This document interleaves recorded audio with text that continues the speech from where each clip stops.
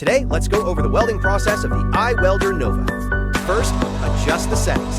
Power 400, pulse width 8, frequency 10. Then do some spot welding to make it easier to hold the panels in place.